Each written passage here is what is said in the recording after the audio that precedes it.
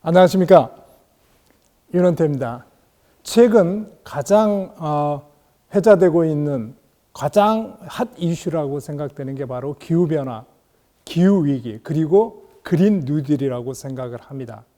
그런데 가장 중요한 것은 우리들이 과연 기후변화가 무엇이고, 그리고 거기에 따르는 기후위기는 무엇인가, 그리고 거기에 따르는 우리가 지속적으로 우리 인류가 살아나가야 하는 지속 가능한 방법들은 무엇인가, 이런 것들을 알아보는 시간을 갖도록 하겠습니다. 그래서 오늘은 기후변화의 과학적 이해와 그린 뉴딜이라는 테마를 가지고 여러분들과 같이 이 얘기를 하는 시간을 갖도록 하겠습니다. 먼저 우리가 기후변화를 이해를 하려고 하면, 기후위기라는 단어를 이해를 하려고 하면 먼저 우주와 지구의 역사부터 간략하게 알아보도록 하겠습니다. 여러분들 잘 아시는 것처럼 우주의 탄생은 120억 년 전쯤에 빅뱅이라는, 그야말로 아무것도 없는 데서 빅뱅이라는 팡 터지는, 거기에서 우주가 탄생을 하기 시작합니다. 그리고 여기에서 보시는 것처럼 초신성이 폭발을 하게 되면서 항성과 항성 사이에는 가스들이 이렇게 모여 있는데, 거기에서 초신성이 폭발을 하면서 우리 태양계가, 여기 보시는 것처럼 46억 년 전쯤에 태양계가 탄생을 하게 됩니다. 그러면서 우리 이제 태양계 안에 우리가 지구라는 행성이 바로 나타나기 시작한 게 바로 저겁니다. 그래서 태양계는 46억 년 전쯤에 생성이 됐고요. 그리고 이제 지구라는 행성이 탄생을 해가지고 거기에서 지구가 이제 시기적으로 이렇게 발달을 해오게 되는데, 거기에 지구 역사를 보시게 되면 제일 먼저 지구에는 지금과 같은 공기가 아니었고요. 그때 당시에는 지구의 공기는, 대기권에는 98.2%라는 굉장히 거의 대다수의 이산화탄소로 대기가 덮여 있었습니다. 그리고 나머지는 질소가 차지를 하고 있었고요. 그래서 생물들이 지구상에서 살 수 없는 그러한 구조였어요. 그런데 저기에 보시면 맨 먼저 지구에 보면 선 캄브리아대라고, 그때 보시면은 저때 이제 다세포들이 지구상에서 이렇게 바닷속에서 살기 시작하고, 그때 당시에 이제 종속 영양 생물이라고 우리가 구분을 합니다. 그러면서 이 종속 영양 생물들이 바닷속에서 살고 있으면서 점차 시간이 지나가면서 아주 지구로 보면 획기적인 이벤트예요. 그 이벤트가 뭐냐면은 지구상에 남세균이라는 세균이 탄생을 하게 됩니다. 이 남세균이 하는 역할이 뭐냐? 요즘에는 이제 우리들 보면은 나무라든지 식물들을 보게 되면 광합성 작용을 하잖아요. 그 광합성 작용을 하는 게 바로 남세균입니다. 이 남세균이 지구상에 태어난 게 약 지금으로부터 35억 년 전쯤에 이렇게 이제 가서 탄생을 해가지고 광합성 작용을 하게 되고, 광합성 작용을 하게 되면 거기서 나오는 게 뭡니까? 이산화탄소를 먹고 산소를 배출한다는 말이에요. 그때 당시까지 산소라는 분자가 지구 대기상에 없었어요. 그래서 산소라는 분자가 지구상에 나타나게 되고, 그래서 성 캄브리아 때 가장 큰 이벤트는 다세포 생물들이 지구상에 살고 있으면서 그때 당시에 남세균이라는 세균이 탄생을 했다라는 거고, 거기에서 산소라는 분자가 지구상에 나타나기 시작을 한다라는 겁니다. 이런 산소라는 게 산소는 우리가 분자식으로 보면 O2예요.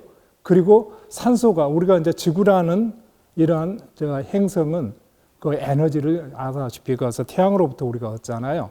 근데 태양으로부터 오는 데는 자외선이 굉장히 많이 있습니다. 그래서 이 자외선 때문에 육지에는 그때 당시에 생물들이 살 수 없는 구조였어요.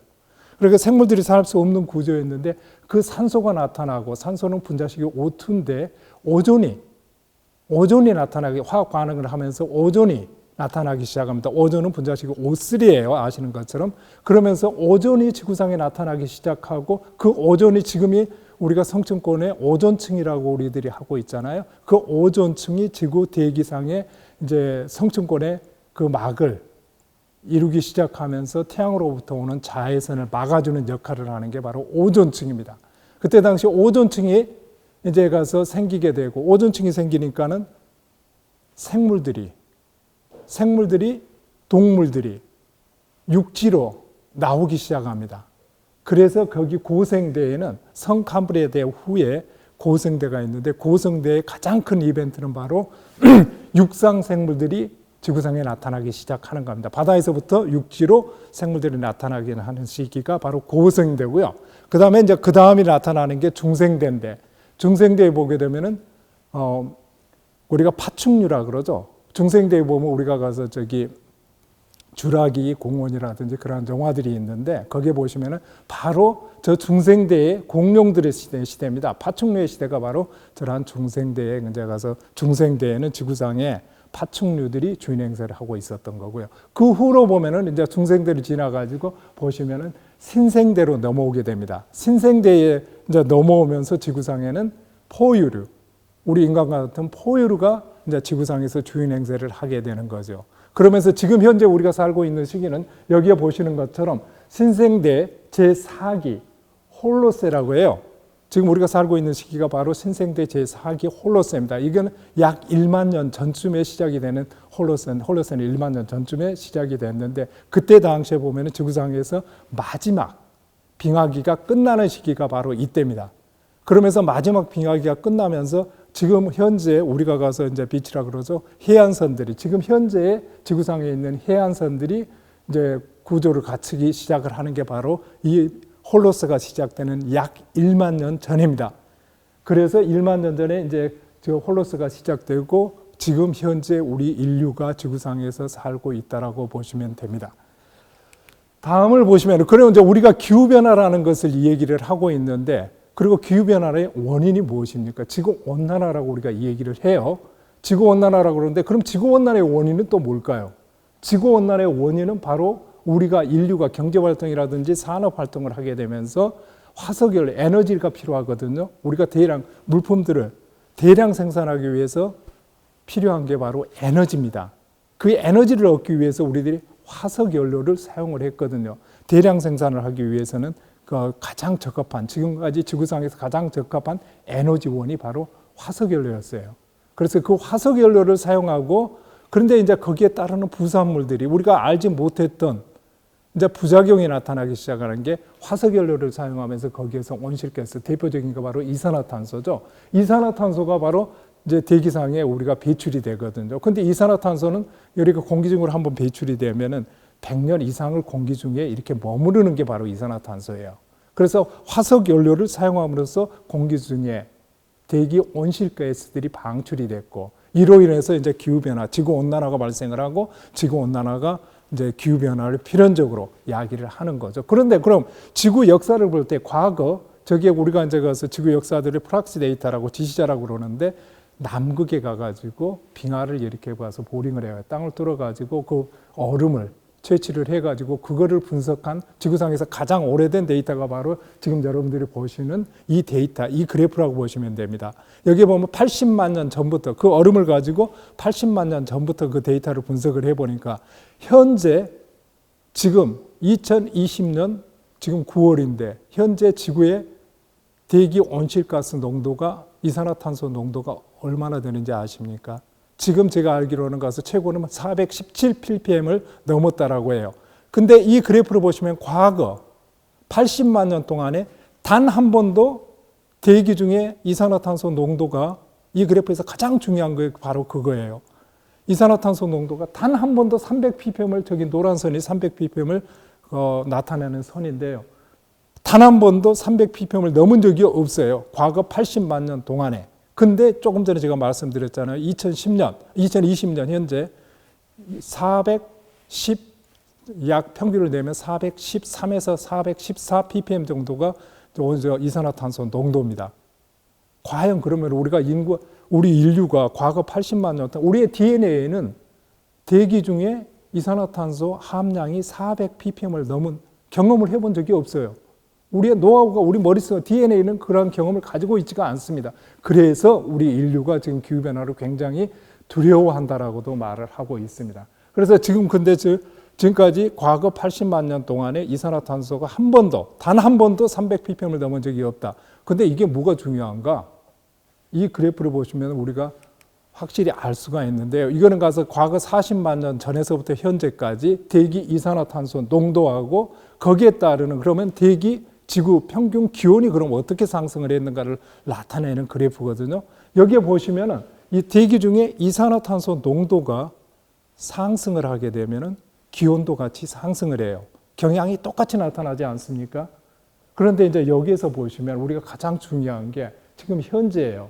뭐 제가 아까 말씀드렸듯이 과거 80만 년 동안에 단 한 번도 300ppm을 넘은 적이 없었는데 지금 410ppm을 넘었단 말이에요. 이렇게 아주 그냥 기하급수적으로 증가를 하고 있는 거예요. 그러면은 우리가 이 그래프를 아주 단순하게 심플하게 생각해 가지고 이산화탄소 농도가 올라가니까 기온도 올라가더라 같이. 그럼 여기는 뭐가 어떻게 돼야 되는 거예요? 여기에 기온은 어떻게, 이게 바로 우리가 어려워하고 무서워하는 겁니다. 지금 현재 이산화탄소 농도는 400ppm을 훨씬 넘어버렸단 말이에요. 여기에 과거의 경험으로 보게 되면은 기온, 지구 평균 기온도 상승을 해야 됩니다.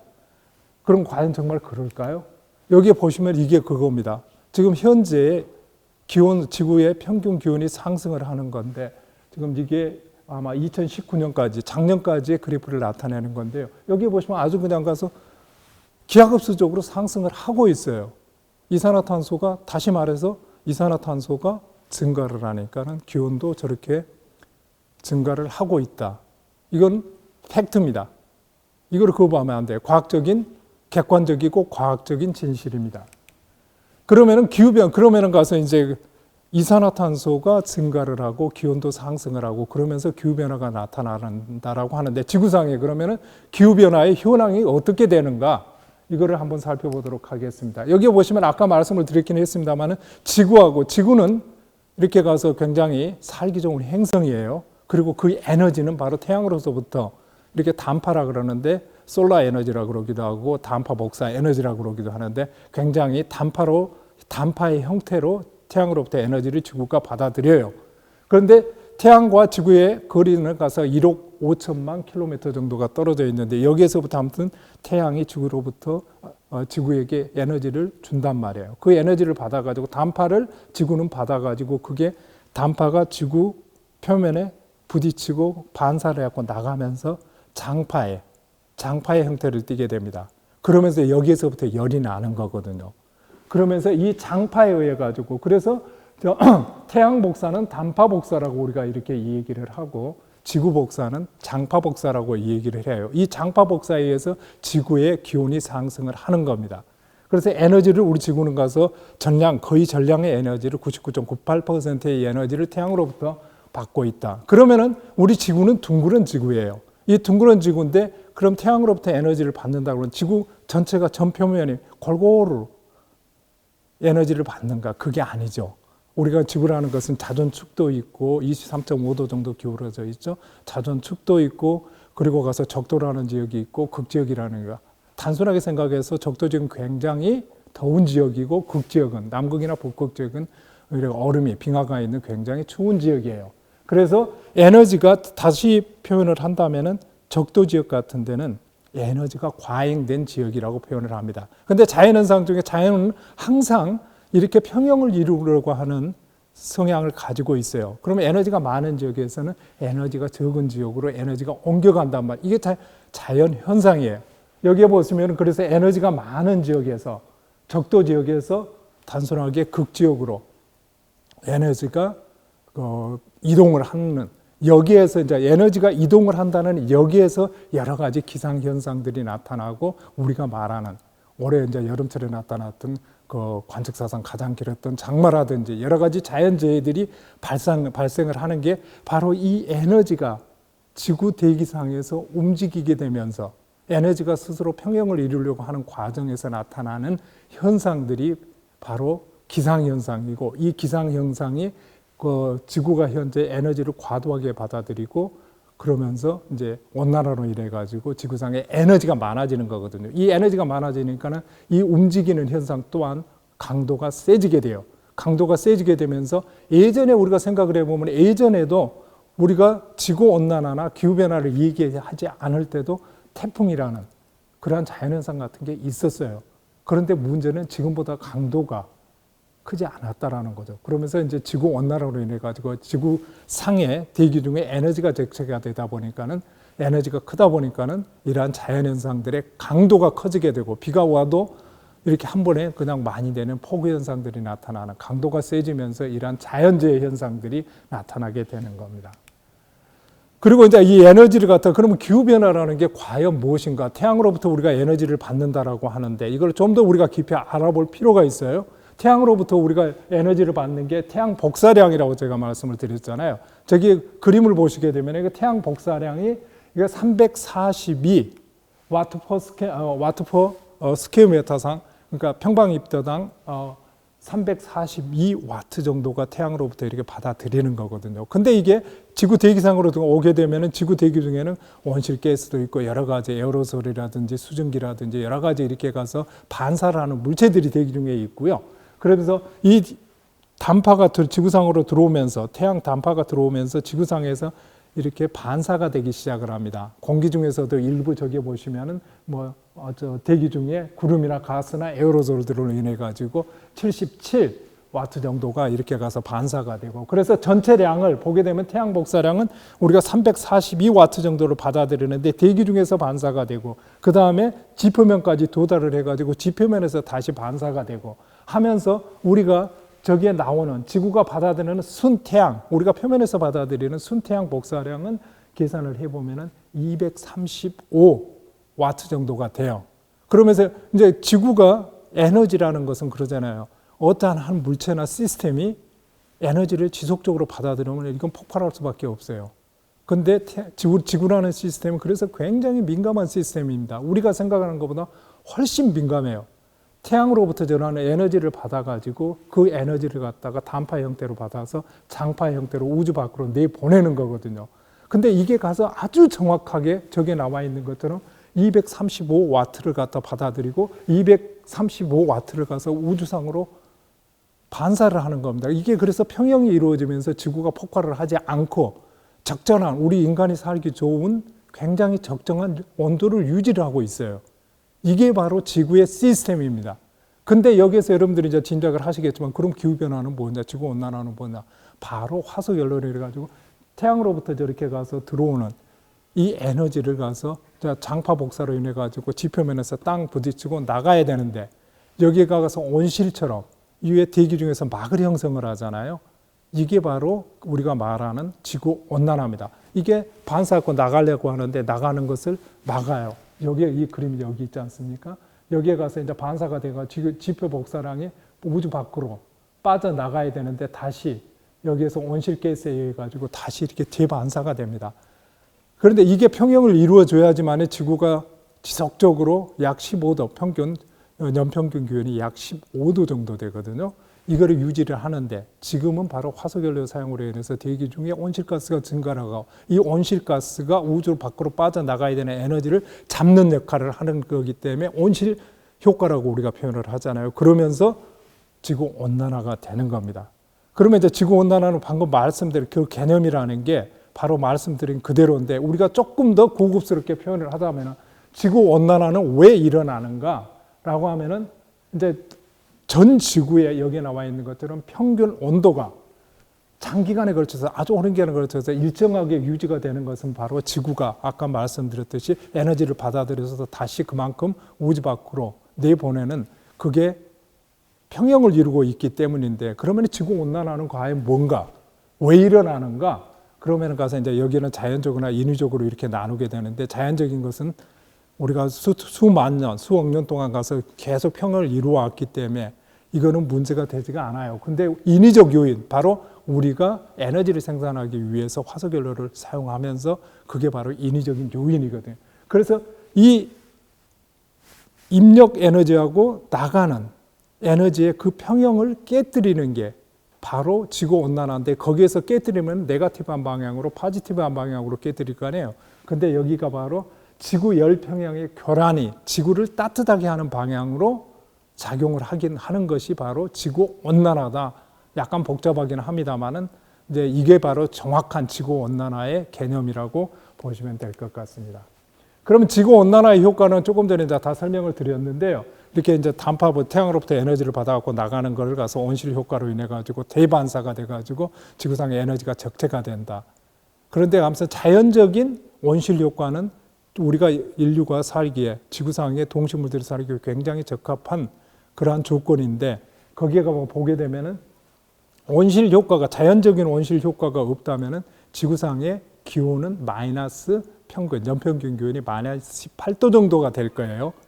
근데 이제 대기 중에는 뭐 이러저러한 유로를 해가지고 가스들도 있고 수증기도 있고 하면서 자연적인 온실 효과 때문에 에너지가 우주 밖으로 나가는 에너지가 다시 재반사가 되는 그런 자연적인 현상으로 인해 가지고 지구가 연평균 기온이 약 15도 정도, 약 15도 정도면 굉장히 살기 좋은 그러한 거예요.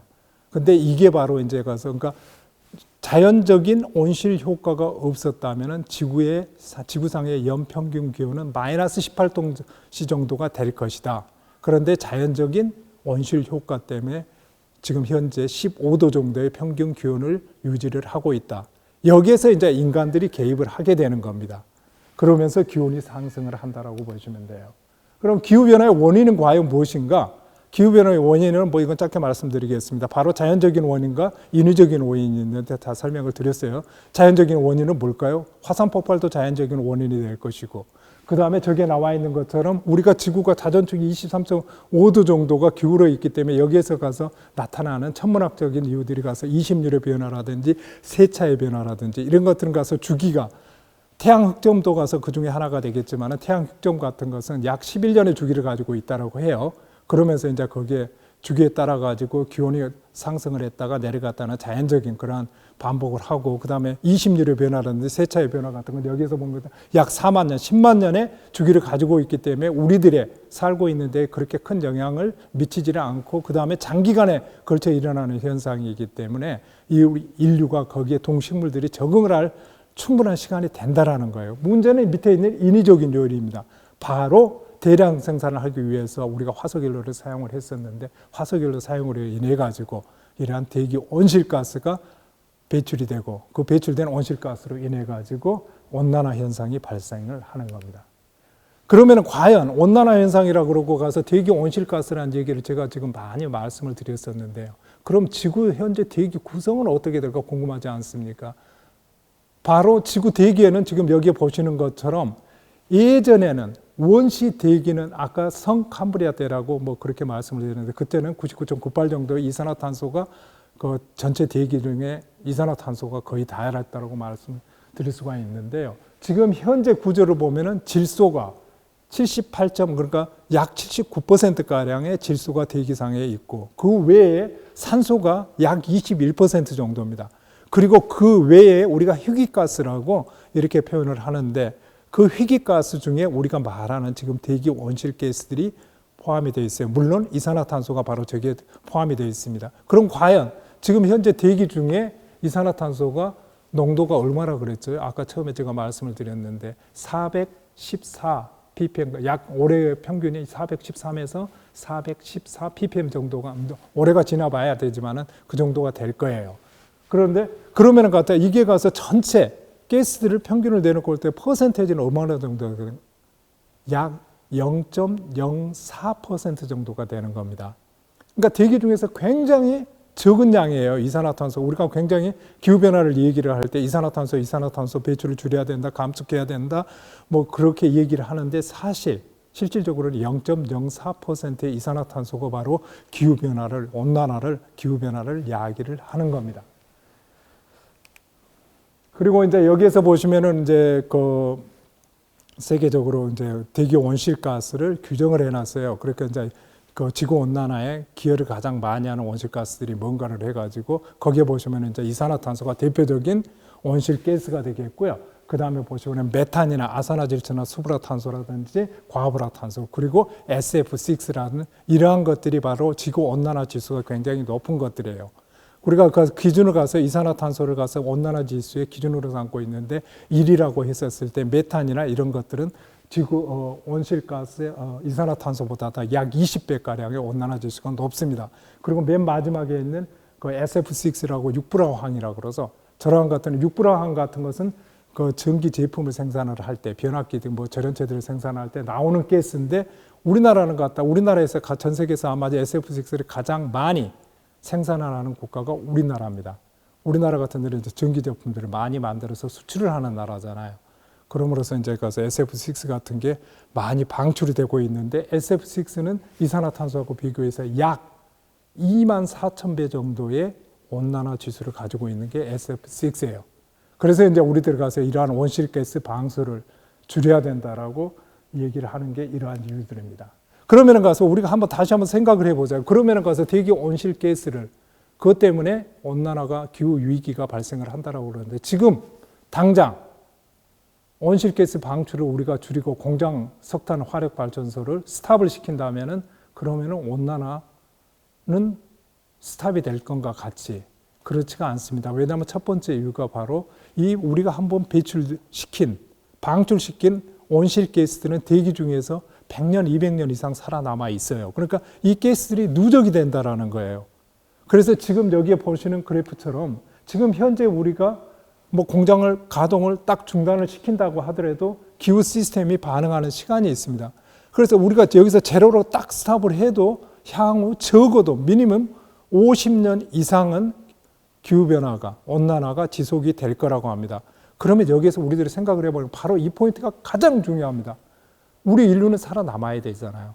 지금 공장 가서 화석연료 가서 스탑 시킨다고 하더라도 지속적으로 온난화, 기후변화는 된다라고 하면은 그럼 우리가 여기서 잠깐 잘못 생각하면 우리가 온실가스 감축 노력을 안 해도 되겠네. 그렇게 말씀하시는 분도 있어요. 그렇지만 그건 아닙니다. 그건 절대 아니고요. 현재 그래서 여기에서 중요한 포인트는 그럼 현재 우리 인류가 살아남으려면 이 기후변화에 적응을 해야 되겠다. 그러니까 첫 번째는 온실가스를 감축하는 노력을 해야 되겠고 두 번째는 우리 인류가 현재 여기에 적응을 해서 사는 게 중요합니다. 우리 인류는 지속 가능 발전을 해야 되잖아요. 그래서 그러려면은 우리가 현재의 기후변화에 어떻게 적응을 하고 살 것인가가 굉장히 중요한 포인트가 됩니다. 그래서 이 그래프를 제가 보여드리는 거고요. 그럼 현재 우리가 지구상에서 최근의 기후변화 현황이 조금 더 지역별로 이렇게 살펴보면은 어떻게 최근 50년 동안의 기후변화, 기온이 상승하는 것을 보여주는 그래프예요. 여기에서 보시면 북극 지역이 빨갛게 되어 있잖아요.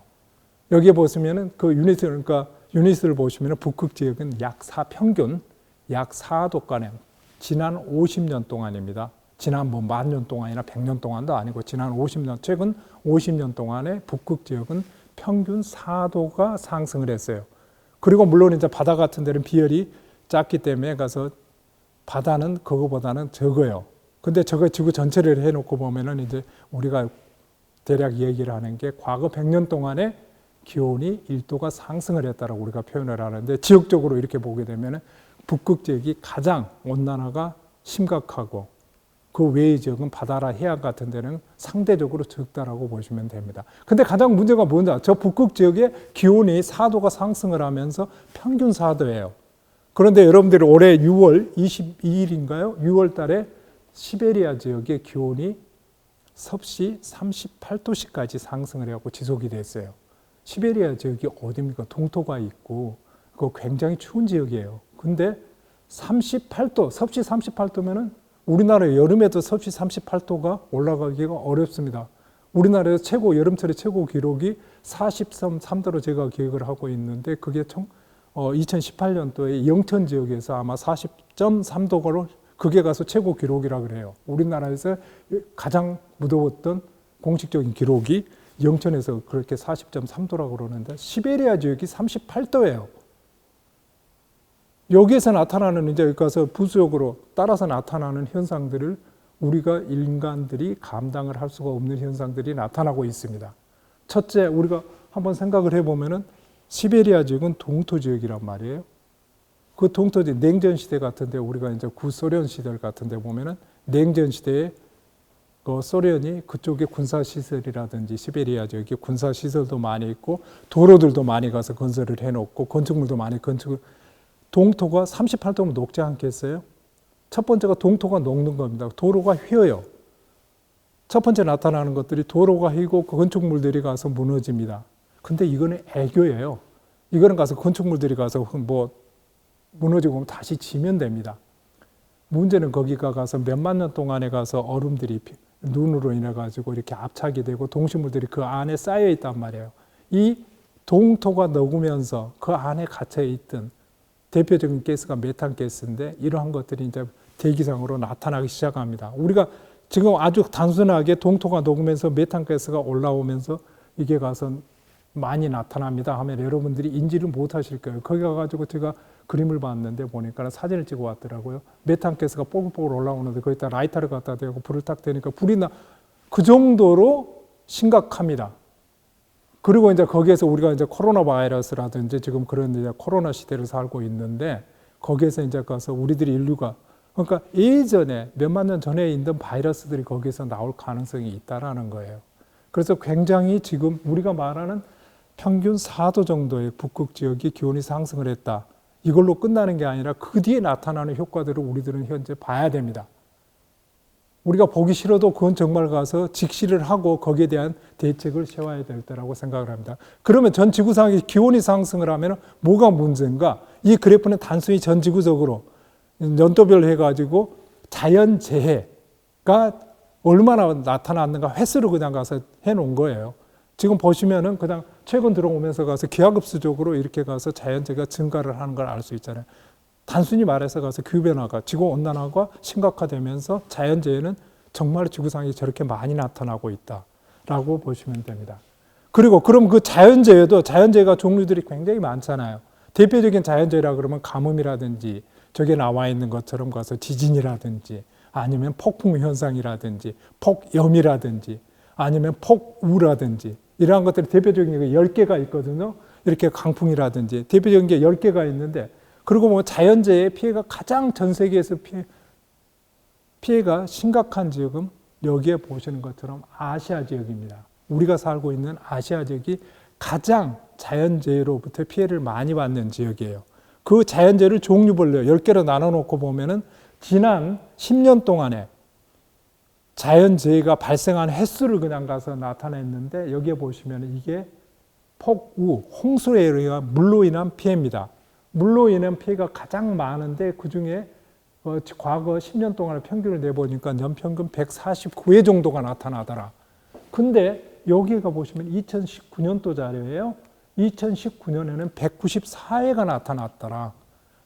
다른 물론 이제 자연재해들도 비슷비슷한 평균하고 비슷하게 이렇게 나타나는데 하필이면 물로 인한 재해가 왜 저렇게 증가를 했나? 가장 많이 그러니까 물로 인한 피해가 지구상에서 가장 많기도 하지만은 그거 증가율이 가장 높은 게 물로 인한 홍수 피해예요. 왜 그런가? 이거를 한번 알아봐야 되지 않을까요? 그래서 아무튼 지구 온난화가 심화되면서 물로 인한 피해가 홍수로 인한 폭우로 인한 피해가 더 심각하다라고 보시면 될 것 같고요. 그럼 왜 이렇게 되는가? 이게 이제 지구 시스템이라는 게 보면은 태양으로부터 에너지를 받아가지고 그렇게 가서 이제 지구라는 시스템이 움직인다라고 말씀을 드렸는데 보시면 거기에 이제 물이라는 게 있어요. 지구 표면은 살펴보면 70.8%가량이 바다로 해양으로 덮여 있습니다. 그래서 약 71%가량이 해양으로 덮여 있는 구조인데 이렇게 거기에 이제 태양으로부터 열을 받아서 그 이제 대양이 따뜻해지고 그러면서 거기에서부터 수증기가 올라와요. 수증기가 올라가지고 대기 중으로 수증기가 올라가면서 이게 이제 응결이 되죠. 어느 높이에 올라가게 되면 응결이 되면서 이게 비로 떨어진단 말이에요. 비로 떨어지면서 그 빗물을 가지고 우리가 식수도 하고 농업용수도 하고 그럴 때 막아서 댐에다가 저장을 해서 전기를 생산하기도 하고 이렇게 쓴 거 그 물이 닿아서 이제 표면에 떨어지게 되면 지표면에 떨어지게 되면은 그 물이 지하로 스며들어 가지고 지하수도 되고 이렇게 돼 가지고 그걸 가서 물순환이라 그럽니다. 수증기로부터 공기 중으로 수증기가 올라가서 비로 떨어지고 비로 떨어지면 표류수가 돼 가지고 바다로 들어가는 이걸 가서 전체적으로 물순환이라고 우리가 표현을 하는데 예전에는 이 물순환이 수증기가 어느 정도 올라와 가지고 뭐 지표면에도 지하수로도 스며들고 이러고 바다로도 흘러들고 하는 그 물순환이 지금은 아까 보셨잖아요. 폭우로 인한 그러한 그 피해가 가장 많았다고 횟수로 볼 때 지금은 비가 오거나 그러면은 예전처럼 부슬부슬 비가 오는 게 아니라 대략 우리나라도 그래도 올 여름철에 가서 장마가 가장 긴 54일간이나 지속이 됐단 말이에요. 그러면서 비가 많이 와가지고 홍수로 인한 피해가 곳곳에서 나타났단 말이에요. 그런 것처럼 지금은 비가 한번 오게 되면은 폭우식으로 떨어지고 폭우식으로 떨어지는 한꺼번에 많은 비가 온다라는 소리예요. 그렇게 되면 한꺼번에 많이 떨어지다 보니까는 그리고 지금 지표면에는 도시들이 많이 건설이 돼 있단 말이에요. 다시 말하면 도시는 아파트라든지 뭐 가서 콘크리트로 와릴까 아니면은 도로들이 건설이 돼 있는데 물이 스며들 수 있는 구조가 아니에요. 그래서 폭우로 한꺼번에 많이 떨어지기도 하지만 그 지표면을 스며들지 말고 스며들지는 못하고 바로 바다로 유입이 됩니다. 모든 걸 쓸고 그냥 바다로 가버려. 이 물순환이 빨라진다라는 거예요. 예전에 비해 가지고. 근데 여기서 생각을 해보면 우리 인간도 그렇지만 우리는 인간은 먹이 사슬 중에 가장 상위층에 있기 때문에 여기에 그렇게 크게 사실 피해는 입지 않지만은 그렇지만은 지구상에 있는 모든 동식물들의 시스템은 바로 이 물순환의 시계에 맞춰져 있어요. 근데 이 물순환이 단순하게 그냥 빨라져 버린단 말이에요. 근데 여기에 지구상에는 우리 인간만 사는 게 아니라 굉장히 나약한 종도 많이 있단 말이에요. 여기에 적응하지 못하는 종들은 멸종을 하고 있다라는 겁니다. 이게 굉장히, 그러니까 물순환이 빨라지면서 여기에 적응하지 못하는 종들이 멸종을 하고 있다. 이게 굉장히 중요한 거예요. 그럼 봐서 그럼 왜 지구온난화가 된다라는데 왜 폭우로 인한 그런 피해들이 많이 나타나는가? 기온이 상승을 한다 그랬잖아요. 평균 과거 100년 동안에 기온이 1도 상승을 했어요. 1도 상승을 하게 되면 지표면은 가서 약 71%가 해양으로 돼 있다 그랬어요. 해양도 같이 따뜻해지면 수증기가 올라옵니다. 수증기가 1도가 상승을 하게 되면 약 7%가량의 수증기가 증가를 해요. 수증기가 대기 중에 수증기가 증가를 하니까 물이 가서 대기 중으로 올라가는 거잖아요. 올라갔으면 어느 순간은 떨어져야 돼요. 많이 올라갔으니까 많이 떨어져야 된다라는 소리예요. 그러면서 폭우 현상들이 나타나고 예전에 비해서 아까 그 통계를 봤었을 때 평균 과거 10년 동안 연평균이 149회 정도의 물로 인한 피해가 나타났는데 작년 같은 194회 정도가 나타. 물로 인한 피해가 점점 증가를 하게 될 겁니다. 그리고 이제 가서 현상들을 보게 되면 우리나라 같은 데 보게 되면 여름철에 이제 올해가 바로 가서 그런 피해가 많았었는데 장마로 인해 가지고 가장 긴 장마 54일이라고 그랬잖아요. 이러한 이제 장마로 인한 피해가 있는데 이것들을 장마 전선에 의해서 이제 비가 오는 걸 장마라고 그러잖아요. 근데 보시게 되면은 이 장마 전선은 바로 여름철에 우리는 태평양 연안국이에요. 우리나라 같은 경우는 태평양 연안에서 이제 위치한 국가이기 때문에 태평양에서 일어나고 있는 그러한 자연현상의 영향을 받습니다. 그런데 여름철에는 북태평양 고기압이라는 저 그림에서 보시는 게 북태평양 고기압을 그림으로 그려놓은 거예요. 연평균 그려놓은 건데 이 북태평양 고기압의 영향을 받습니다. 항상 태풍이 발생을 하게 되더라도 북태평양 고기압의 가장자리에 따라서 이렇게 진행을 하게 되고 그래서 북태평양 고기압이 어디에 위치하고 있느냐에 따라 가지고 바로 그 태풍의 진로가 결정이 되고 그러죠. 근데 지구온난화로 인해 가지고 기억하시겠지만 지구온난화로 인해 가지고 지구 대기상의 에너지가 다른 말로 하면 열 에너지가 증가를 하고 있어요. 그리고 특히나 적도 지역에서 에너지가 증가를 하고 있는데 그 에너지가 증가를 하다 보니까 북태평양이 바로 저기가 적도가 있는 지역이에요. 저기에서의 북태평양 고기압이 예전에 비해서 저기 보시면은 밑에 있는 게 1960년에서 79년까지 북태평양 고기압을 그림을 그려놓은 건데 그리고 그 위에 게 바로 80년에서 99년까지 크기를 한번 단순하게 비교를 해보자고요. 예전에 비해서 북태평양 고기압이 등치가 훨씬 커졌어요. 에너지가 많다 보니까 북태평양 고기압이 커져요. 그러면 저게 어떠한 영향을 미치는가? 보통 여름철에는 우리나라 같은 데 이제 태풍들이 발생해서 우리나라나 아시아 지역에 피해를 주게 되는데 그 태풍들은 보통 10도에서 15도 사이에서 가서 태풍이 발생을 합니다. 그럼 그 태풍이 발생을 하게 되면은 이 북태평양 고기압의 북태평양 고기압 세력이 굉장히 세가지고 태풍이 생겼어도 바로 북쪽으로 진행을 하지 못하고 저 가장자를 따라서 진행을 할 수밖에 없습니다. 그래서 저기 화살표가 있는 것처럼 저 북태평양 고기압의 등치가 커지다 보니까 태풍이 발생을 해도 그러니까 태풍이라 그러면 우리가 이제 태풍이라 그러지만 보통 열대성 저기압이라고 얘기를 하거든요. 그 열대성 저기압에 의해서 굉장히 많은 비가 내립니다.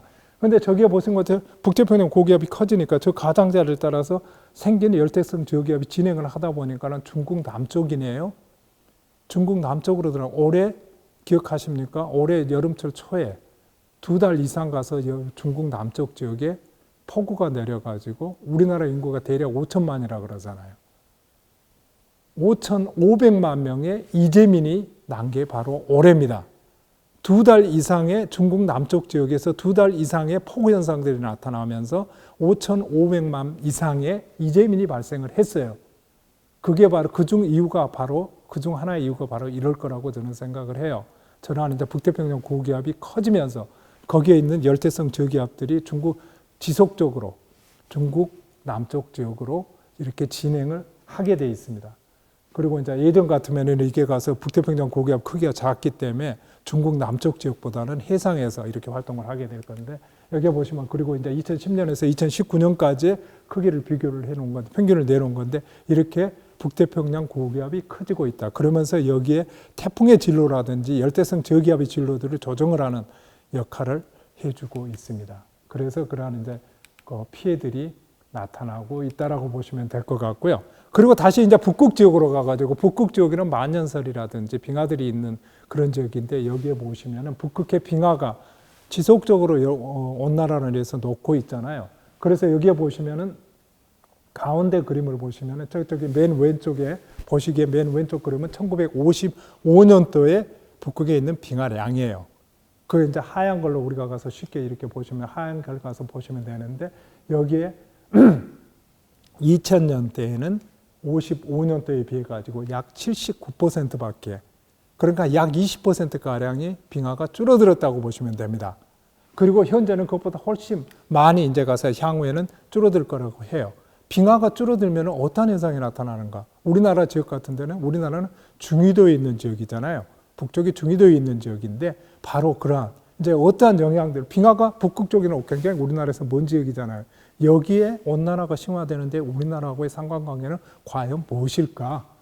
아무튼 녹고 있는 건 사실이에요. 저렇게 가고 저거 이제 위성으로 사진을 찍어가지고 저렇게 비교를 한 건데, 그렇게 되면은 이게 이제 우리가 전문 용어로 아이스 알베도 데모긴 현상이라고 표현을 합니다.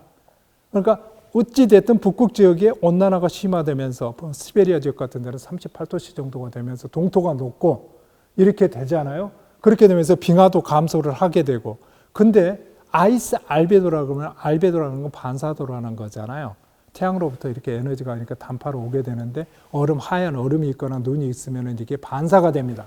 저 반사가 되는 양이 85%에서 90%가량의 에너지를 반사를 해버려요.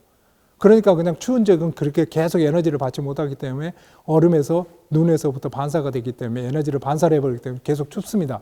그런데 온난화로 인해 가지고 이게 줄어들고 물이 돼버린단 말이에요. 근데 물이 되면은, 물은 반대로 이 에너지를, 태양으로부터 오는 에너지를, 놀라지 마십시오, 93%를 가서 흡수를 해요. 눈이 있으면 85%, 90%를 반사를 해버리는데 93%를 흡수를 한단 말이에요, 에너지를. 에너지를 흡수하게 되니까 빨리 따뜻해지죠.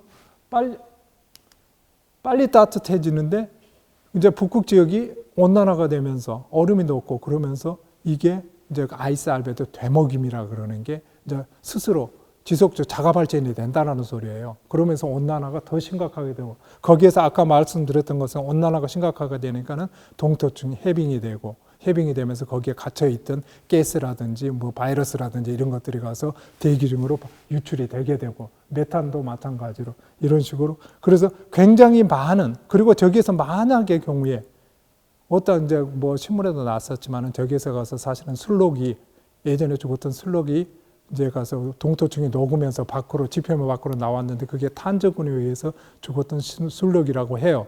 그래서 그 탄저균은 이제 술록이 지표면으로 노출이 되면서 탄저균이 대기 중으로 유출이 되었고, 그 주변에 있던 마을에 있는 주민들이 죽었다라고 제가 기억을 합니다.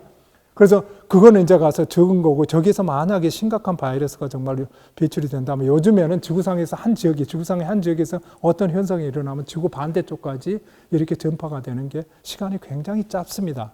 이거 이동수단이나 운송수단들에 의해 가지고 이게 전파 속도가 굉장히 빠르기 때문에 굉장히 위험 요소라 포함하고 있다라고 보시면 될 것 같고요. 그렇게 되면 북극 지역에 이제 가서 또 하나의 문제가, 동토층이 녹는 문제라든지 바이러스라든지 이런 것들이, 가스가 방출되는 문제 외에 어떠한 문제가 더 발생을 하는가를 지금 우리가 한번 살펴보기로 하겠습니다. 북극 지역에는 보게 되면 굉장히 상층에 차가운 공기들이 있어요. 그리고 이제 우리가 대부분 제트기류라는 게 있잖아요. 제트기류라는 게 이제 편서풍대인데 우리가 예전에 가서 코로나 바이러스가 창궐을 하지 않았을 때 미국이라든지 이런 데를 여행을 하게 되면은 비행기가 떠가지고 이 제트기류를 타고 미국 쪽으로 가게 되면은 굉장히 기름이라든지 이런 걸 절감을 합니다. 그 굉장히 강풍대거든요. 편서풍대인데 여기에 비행기가 올라가게 되면 그 비행기를 그 바람 속력에 따라서 비행기가 속력이 더 빨라지잖아요. 그래서 이게 편서풍대라는 게 있는데 저기에 보시면은 이 편서풍대가 성층권 지역에 편서풍대가 있고 그리고 대륙층에 성층권의 대륙권층에서도 이렇게 이제 편서풍대가 있습니다. 그래서 거기에 편서풍이 북극 지역의 차가운 공기들을 가둬두는 역할을 하는데 이게 온난화로 인해 가지고 이 편서풍대가 약해져요. 편서풍대가 약해진다. 이거는 갖다가 차가운 공기를 가둬주는 띠가 벨트가 느슨해진다라는 거거든요. 벨트가 느슨해지니까 차가운 공기가 갇혀있던 공기가 북극 쪽에 있던 공기가 남쪽으로 밀려 내려오는 겁니다. 남쪽으로 밀려 내려오다 보니까 편서풍대가 약해지다 보니까 이 남쪽으로 이런 식으로 이렇게 축 처져서 이렇게 내려온단 말이에요. 편서풍이 때가 약해지면서 갇혀있던 이런 공기 한기가 뭐 여기를 유럽 측이라든지 아시아 측, 우리가 살고 있는 쪽에는 아시아 측이겠죠. 이런 식으로 헬리콥터의 프로펠러처럼 이런 식으로 날개를 부리면서 이쪽에 찬 공기들이 남쪽으로 밀려 내려오는 역할을 해요. 그러다 보니까는 이제 찬 공기가 내려오게 되니까는 중위도 지역에 있는 나라들은 그 영향을 받을 수밖에 없습니다. 그래서 올해 여름 같은 경우에 우리가 이제 최근에 9월 달에 초에 8월 31일부터 해가지고 9월 초까지 태풍이 3개가 우리나라를 강타를 했어요.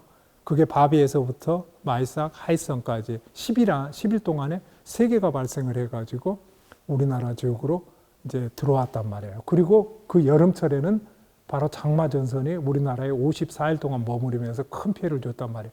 그게 바로 저기에 있는 편서풍대가 극지역에 온난화가 심화되면서 편서풍대가 느슨해지고 거기에 갇혀있던 공기가 남쪽으로 밀려 내려오면서 거기에 있는 아시아 축이라고 있었다 그랬잖아요. 바로 우리나라 북서쪽 쪽으로 우리나라 상승 북서쪽 쪽으로 찬 공기가 내려오면서 우리나라에 영향을 준 겁니다. 그리고 장마 전선이 바로 54일 동안 장기간 우리나라에 머무르고 있었던 게 장마 전선은 이렇게 남쪽의 따뜻한 기단과 북쪽의 차가운 기단 그 사이에 전선이 이루어지는 게 여름철에 그게 장마 전선이거든요. 남쪽에서 밀고 오는 거는 바로 북태평양 고기압입니다. 북태평양 고기압이 이제 여름철이 깊어가면서 이렇게 가서 북쪽으로 진행을 하게 되고 그러면서 이제 8월 달 정도 되게 되면 7월 말에는 우리나라를 북태평양 고기압이 덮어버리면서 우리나라는 8월 달이 되면 굉장히 땡볕에 들어가고 가서 그때부터 우리나라 이제 가서 직장인들이라든지 국민들은 여름 휴가를 가서 보내게 시작하는 게 7월 말에서 8월 초예요. 근데 이 북태평양 고기압이 어떠한 이유로 인해 가지고 북쪽으로 진행을 하지 못하고 우리나라 중부 지역에 서울이 있는 중부 지역 그쪽에 그냥 머물러 있는 거예요. 왜? 북쪽에서 차가운 기단이 북쪽에 갇혀있던 공기가 바로 남쪽으로 밀려 내려오면서 이 진행을 막는 거예요.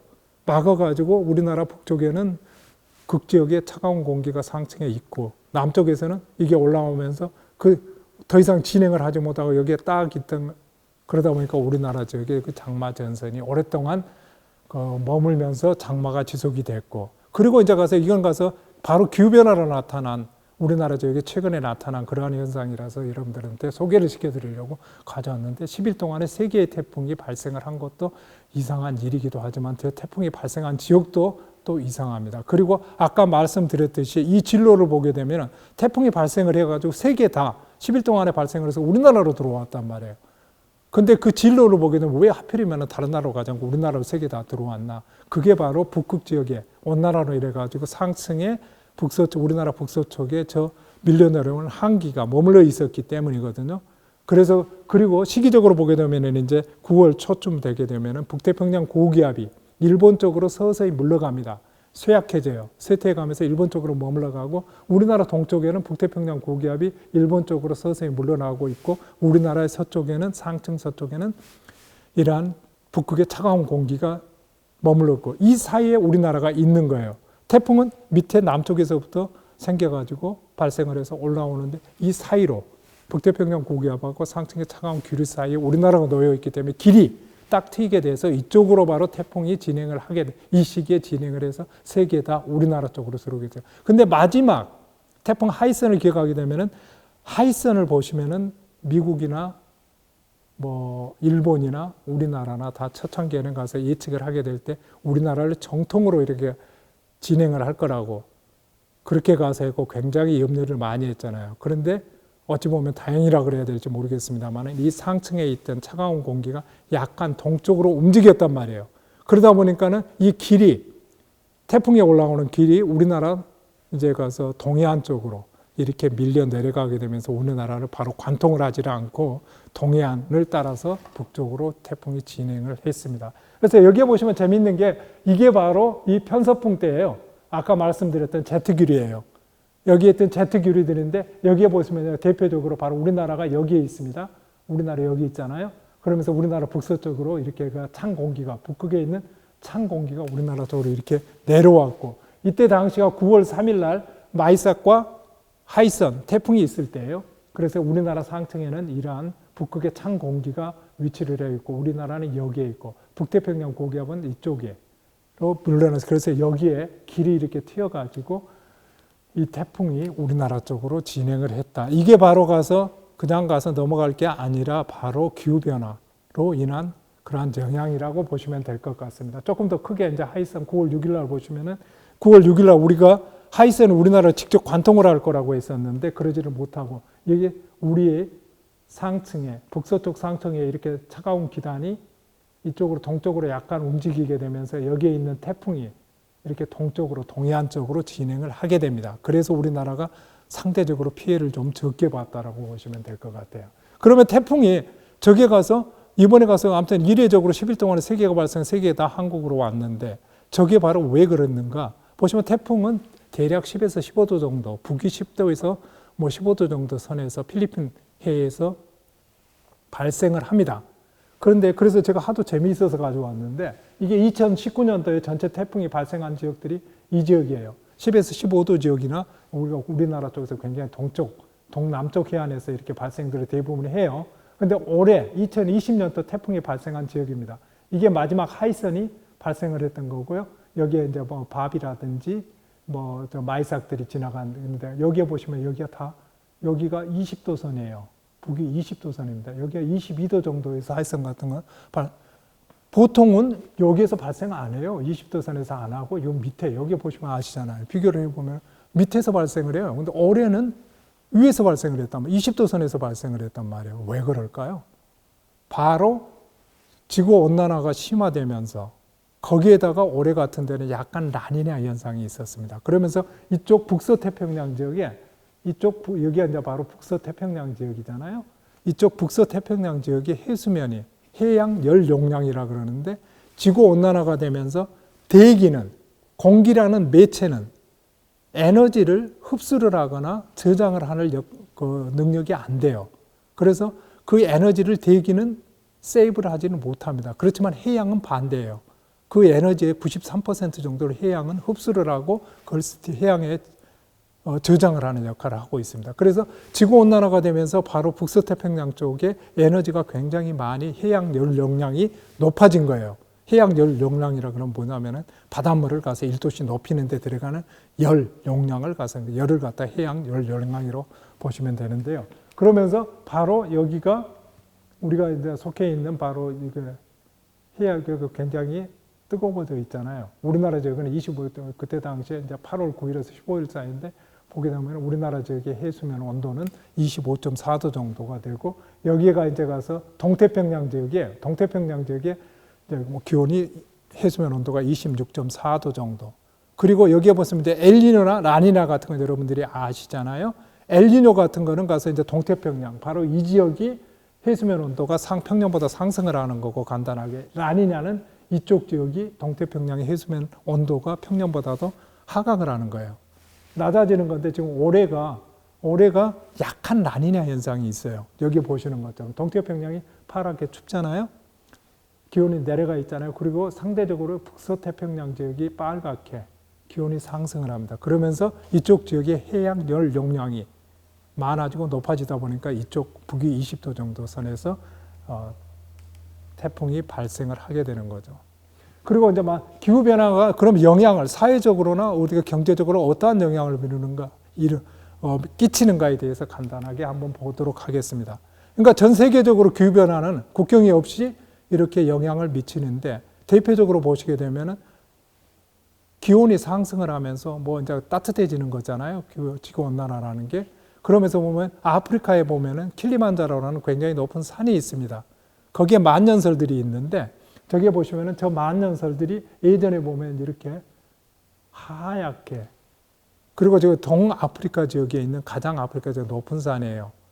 그래서 저게 만년설들이 쌓여 있고 저게 여름이 되면은 녹으면서 그 케냐라든지 탄자니아라든지 저 킬리만자로 산자락에 있는 나라들은 저기에서 만년설이 녹는 물을 가지고 식수도 하고 농업용수도 하고 그걸 막아놓고 가서 뭐 전기 생산도 하고 하는데 쓰는데 그게 온난화로 인해 가지고 만년설이 사라지고 있어요.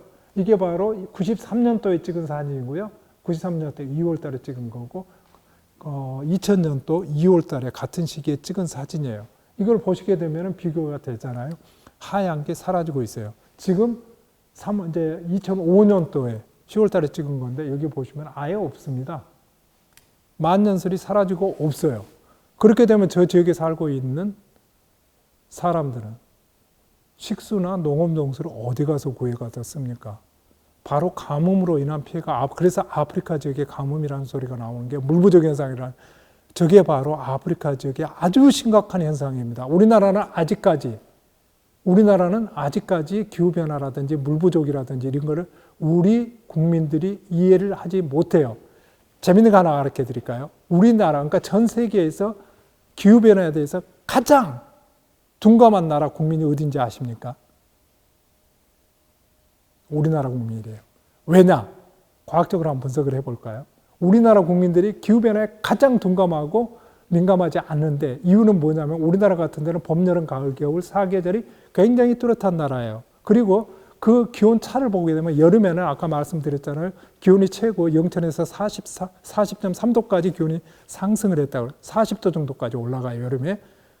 겨울철은 어떻습니까? 기온이 마이너스 30도 정도까지 내려가요. 철원이라든지 이런 데 가서 보시면 뭐 마이너스 25도, 마이너스 30도가량 기온이, 그러면은 40도하고 뭐 마이너스 30도하고 기온차가 얼마가 되죠? 70도입니다. 기온차가 1년 동안에 60도에서 그냥 평균 60도 차이가 난다라고 해요. 뭐 최고로는 가서 그렇게 70도가량 차이가 나는데, 그렇다 보니까 우리나라 국민들이 1년에 냉탕과 온탕을 왔다 갔다 한단 말이에요. 열탕과 냉탕을 왔다 갔다 하다 보니까 기온이 1도가 올라가든지 2도가 올라가든지 상관이 없는 거예요. 이거 가서 민감하지 않을 수밖에 없는 구조입니다. 아니 뭐 가서 70도로 왔다 갔다 그러고 사는데 1도가 올라간다고 해가지고 나한테 무슨 상관이 있나. 가장 전 세계에서 가장 둔감한 국민이, 기후변화에 둔감한 국민이 바로 우리나라 국민들이라고 합니다. 그렇지만 거기서 아프리카라든지 전 세계에 보면은 이렇게 민감한 투발루라든지 태평양의 섬나라라든지 이런 데는 가서 굉장히 심각하다라고 보시면 됩니다. 그리고 가서 이제 그 사막, 그렇게 지구 온난화가 이렇게 가서 농업이나 식수에 영향을 미칠 뿐만이 아니라 사회적인 문제로도, 여기는 이제 다프르 분쟁이라고 2000년도 초에 나타났던 약 10년 동안에 내전이 일어났던 지역이잖아요. 이쪽에 보면 이제 가뭄이 발생을 하다 보니까는 이쪽에 유목민들이 많아요. 가뭄이 발생하다 보니까 물을 찾아서 이렇게 가서 이제 뭐 가축들을 몰고 남쪽으로 물을 찾아서 이동을 하게 되는데, 같은 지역에 이제 남쪽에 있던 부족이나 종족들이 우리도 없다, 내려오지 마라 해가지고 아주 심플하게 그렇게 종족 간의 분쟁이, 내전이 발생을 한 겁니다. 기후변화로 인해 가지고 마실 물이 없거든요. 그러다 보니까 물을 찾아 나가다 보니까는 여기에서 내전이 약 10년 동안 지속이 되면서 한 유엔 공식 통계로는 45만 명 정도가 사망을 했다라는 그러한 다프르 분쟁입니다. 아프리카 수단 지역에서 나타났던 그러한 분쟁들이, 그리고 내전도 나타나고 사회적으로 이러한 현상만 나타나는 게 아니에요. 이제 과학적으로 보게 되면 지구라는 것은 이렇게 자전축을 따라가지고 지구가 뱅글뱅글 돌고 있잖아요. 그게 23.5도 정도 기울어져 있습니다. 저기 보시는 거죠, 현재. 근데 저 자전축이 변하고 있는 거예요. 왜냐하면 여러분들이 펭귄을 아마 어렸을 때 이렇게 가지고 노셨다면은 이해를 금방 하실 건데, 펭귄가 그 축을 가지고 균형이 딱 맞아야지 잘 돕니다. 이걸 가서 균형이 맞지 않으면 돌지 않고 바로 쓰러져 버려요. 그 지구라는 게 바로 저 자전축 23.5도로 기울어져 있는 게 괜히 기울어져 있는 게 아니에요. 지구의 밀도, 비중 이게 고려가 돼가지고 23.5도가 이렇게 기울어져 있거든요. 근데 극적에서 얼음이 녹는다라고 해도 얼음하고 물하고 비중 다릅니다, 여러분. 북극 지역에 얼음이 녹아요. 물로 된 건단 말이에요. 그러다 보니까 이 폐기로 치면은 가서 밀도가 이렇게 똑같이 평균적으로 이렇게 딱 평형을 이루고 균형을 잡아줘야 되는데 이게 예전에는 23.도 기울으면 딱 이게 맞게 평형이 됐는데 북극 지역에 얼음이 녹네요. 물이 되네요. 평형이 깨지고 있잖아요. 그게 바로 이제 네이처지에서 나오는 이제 논문에서 제가 발췌를 했는데 보시게 되면 예전에 2000년도에는 여기에 가서 자전축이라고 이렇게 볼 때 캐나다 지역으로 이게 가서 연중 6에서 8cm 가량 이렇게 이동을 한다라고 해요. 근데 지금 현재는 이제 이쪽에 가서 보시면 이게 가서 설명을 하는 게 극지역이나 남극 지역에 얼음이 녹고 그래서 밀도가 달라지고 있다라는 거거든요. 뭐 어느 지역이나 다 녹는 지역은 아니에요. 여기에서 이렇게 파랗게 된 지역들은 얼음이 또 가서 더 쌓이는 지역도 있기는 아주 적지만 있습니다. 그렇지만 아무튼 밀도가 달라진다라는 거예요. 그러다 보니까는 이 자전축이 영국 쪽으로 이렇게 가서 10에서 18cm 가량 이동을 한다라고 해요. 그러니까 뭐 10에서 18cm 정도가 어떤 식으로 가서 우리의 기후에 영향을 미칠지는 아직까지는 과학자들은 잘 모릅니다. 그렇지만은 지구에 얼음이 녹고 밀도가 달라지면서 저런 식으로 지구 자체도 변화가 생기고 있다. 사회적인 현상뿐만이 아니라 지구 자체도 이런 현상들이 나타나고 있다라고 보시면 될까. 우리나라 같은 경우는 지금 제주도의 용머리 해안입니다. 공식적으로 제가 통계 찾은 거로 보면 이제 2007년도까지 그 해수면이 온난화 때문에 해수면은 상승하는 걸 이제 필연적이잖아요. 해수면이 지금 가서 보면은 22.8cm 가량 그 서귀포의 용머리 해안이라는 데가 있는데 여러분들 아실 거라고 생각해요. 거기에 이제 주상절리라든지 그런 바위가 멋있게 돼 있어서 그 해안을 산책을 할 수가 있고 관광지로 관광 코스로 개발이 돼 있는데 이게 해수면이 상승을 하다 보니까는 더 이상 관광객들이 입장을 하기가 힘들어졌어요. 그래서 입장 객수가 굉장히 절반으로 줄었다고 해요. 관광 수입뿐만 아니라 아무튼 그래서 저런 식으로 용머리 해안에 해수면이 상승을 하면서 직접적으로 저쪽에 타격을 입히고 있다. 그뿐만이 아니라 농산물의 북방 한계선도 북쪽으로 이렇게 이동을 하고 있다. 예전에 보면 이제 우리 전남 지역 같은 데는 보성에 차밭이 차가 유명하고 그러지만은 더 이상 이제 고성이라는 북쪽의 고성이라는 데서도 여기 보시는 것처럼 이 고성이라는 데서 녹차를 생산을 가장 북쪽에 있는데요. 거기서도 녹차를 생산을 하고 대구 같은 데서는 예전에 우리가 볼 때는 어렸을 때는 대구의 사과가 유명하다고 했는데 지금 더 이상 대구에서는 사과가 재배가 거의 안 되고 있습니다. 북쪽으로 이동이 돼가지고 가평이라든지 포천이라든지 이런 데에서 사과가 재배가 되고 있습니다. 그래서 농산물의 북부성 한계성도 북쪽으로 상승을 하고 있다고 보시면 됩니다. 그리고 가서 우리나라 삼면이 바다인데 굉장히 중요하죠. 해수면 상승뿐만이 아니라 죄송합니다. 이렇게 어종, 그러니까 어부들이 포획할 수 있는 어종도 이렇게 아열대성 어종으로 변하고 있다고 보시면 돼요.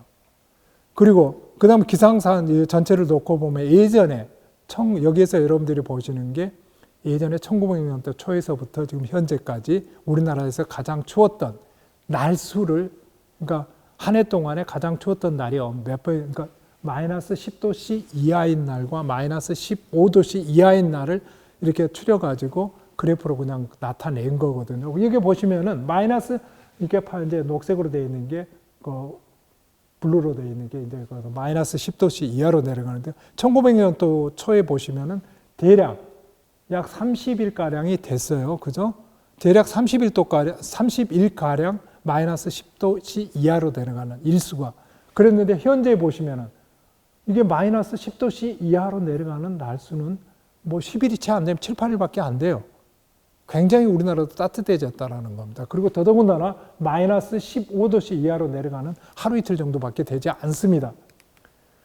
그리고 전 세계적으로 볼 때 이제 가서 지구 온난화는 우리가 생각하는 것보다도 기후변화는 훨씬 빠르게 진행이 되고 있어요.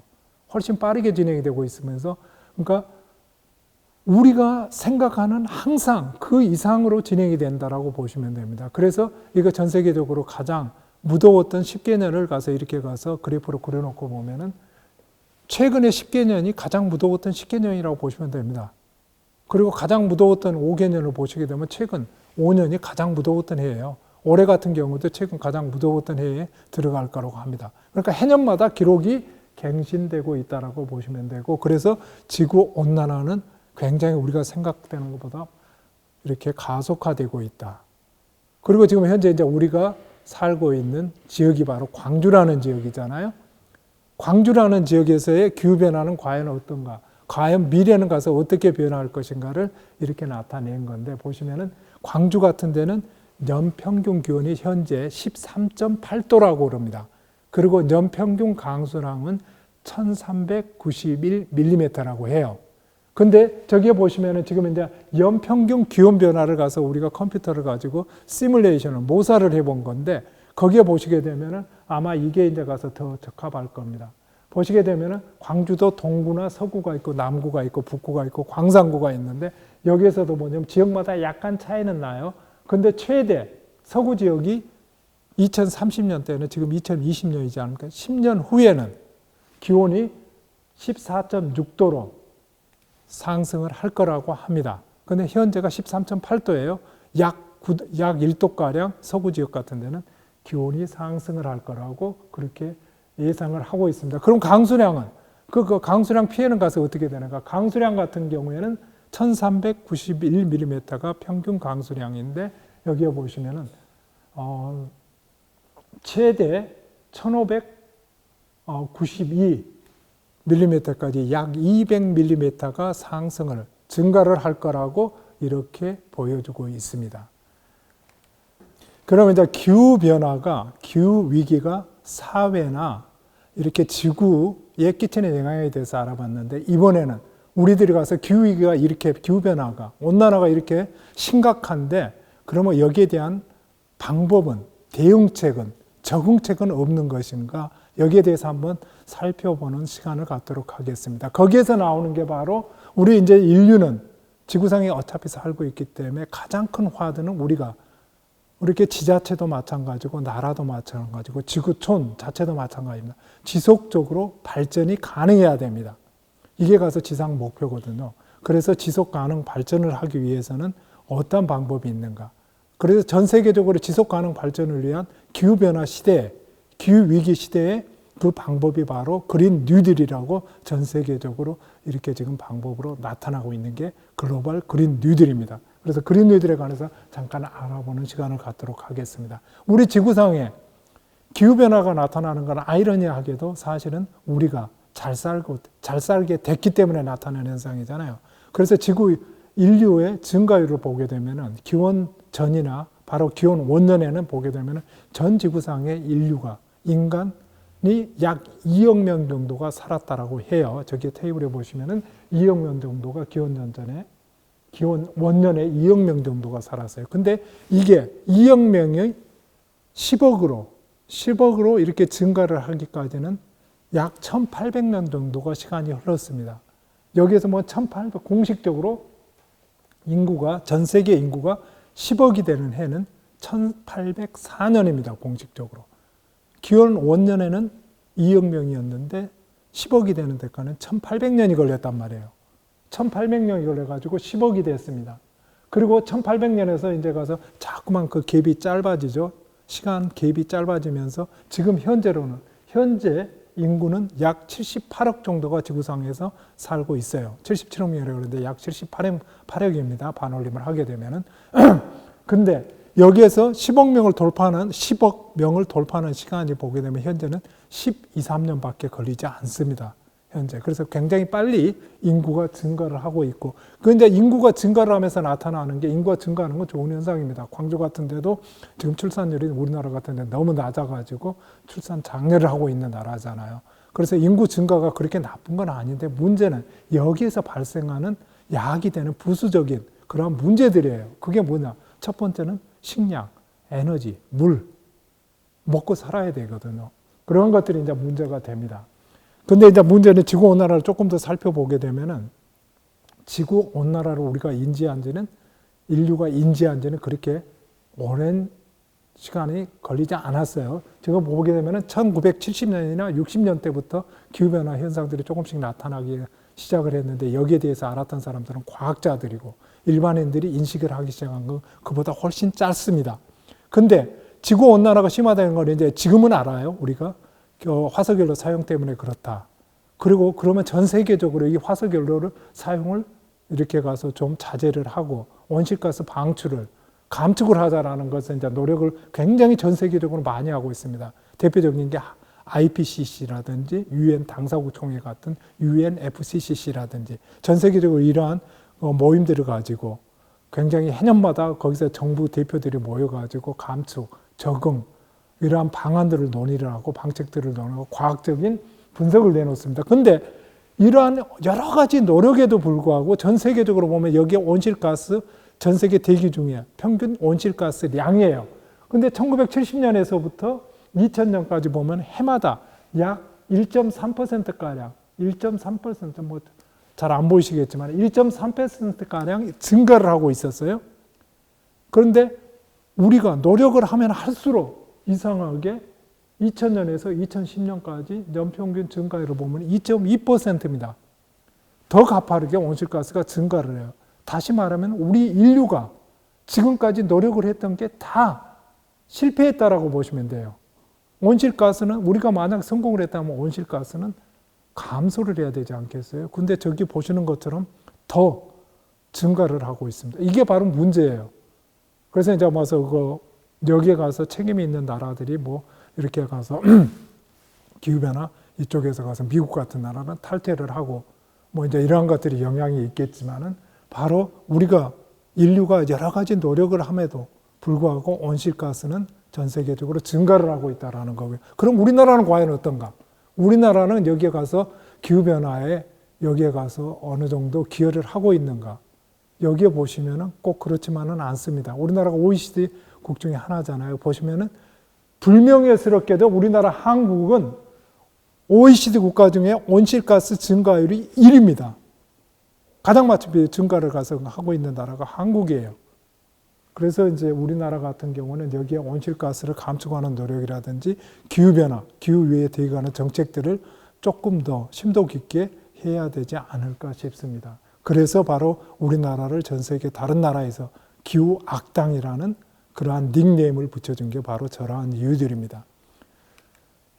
그리고 이제 기후변화를 이걸 보게 되면 이제 미래의 기후변화를 보면 아까 인구 수의 증가에 대해서도 말씀을 드렸고, 그 다음에 이제 온실가스가 우리의 노력에도 불구하고 증가를 하고 있다고 말씀을 드리는데, 과연 미래에는 올해가 2020년이잖아요.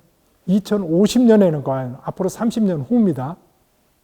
30년 후에는 어떻게 될까 예측을 해봤어요. 그걸 보시면은 물은 현재보다도 55%가량이 더 필요하다고 합니다.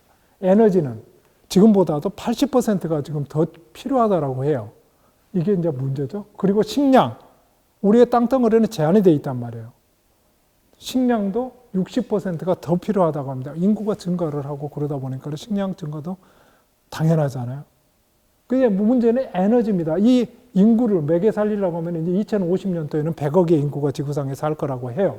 이거 100억의 인구가 살 거라고 하는데, 그러면 이 인구를 매개 살려야 된단 말이에요. 매개 살려면 뭔가를 가서 식품이라도 생산 구조를 갖춰야 돼요. 생산 구조는 에너지를 필요로 합니다. 그 에너지는 지금까지 화석연료에서 생산을 하고 있었어요. 우리나라 같은 경우는 에너지의 전량을 외국에서 수입을 해오다가 하는 겁니다. 그래서 지금 우리가 하고 있는 게 바로 이 에너지의 문제를, 새로운 에너지원을 개발을 해야 되는 단계입니다. 그리고 기후변화를 이제 요약을 하시게 되면 지금 보고 있는 게 바로 이제 예전에 기후를 보고 있는데, 예전에도 지구상의 자연현상들이 강풍이라든지 태풍이라든지 뭐 가서 쓰나미라든지 뭐 폭풍이라든지 열대 저기압, 태풍 아니면 홍수, 한파, 폭염 이런 것들이 예전에도 있었어요. 근데 문제는 지구 온난화가 심화되면서 기온이 상승을 하게 되면서 이러한 자연현상들이 그림을 보시면 아시겠지만 강도가 세지고 있다는 거예요. 이러한 자연현상들의 강도가, 그러니까 에너지가 지구상에 많아지면서 이 평형을 이루고 하는 자라장 능력 때문에 아무튼 이러한 자연 현상들의 강도가 훨씬 더 예전에 비해서 세지고 있다라고 보시면 될 것 같아요. 자연 현상의 강도가 세지는 것도 좋은데 문제는 이러한 강도가 세지다 보니까 우리가 살고 있는 사회 전반에 걸쳐서 영향을 준단 말입니다. 식량 생산이라든지 우리가 산업이라든지 주거라든지 뭐 해안가에 가서 뭐 이렇게 사는데 해안이 침수된다든지 이러한 모든 부분에 우리가 살고 있는 사회 전반에 걸쳐서 영향을 주고 있는 겁니다. 그리고 이 영향의 피해가 한도를 초과를 해가지고 우리 인간들이 살기에는 적합하지 않는 우리가 지금 살고 있는 사회 기반 시설이라는 게 있잖아요. 사회 기반 시설 중에는 대표적인 게 도로라든지 우리가 댐이라든지 제방, 하천 이런 시스템들을 가서 우리가 대표적인 사회 기반 시설이라고 하는데 이러한 사회 기반 시설들을 우리가 구축을 할 때 그 기준으로 삼는 게 바로 저런 자연 현상입니다. 100년 만에 자연 국가 하천 같은 경우에는 100년, 200년 만에 한 번 나타나는 홍수, 폭우의 피해를 가지고 그걸 기준으로 해서 제방이나 댐을 이렇게 막는단 말이에요. 근데 올해 보셨잖아요. 올해 장마가 54일간 지속이 되고 비가 많이 오다 보니까 지금 우리가 가지고 있는 사회 기반 시설들이 저런 자연재해의 강도를 이겨내지를 못해요. 담아내지를 못합니다. 왜냐하면 강도가 해년마다 이렇게 자연재해 강도가 세지고 있기 때문에 비가 와도 한꺼번에 몇백 미리씩 와버린단 말이에요.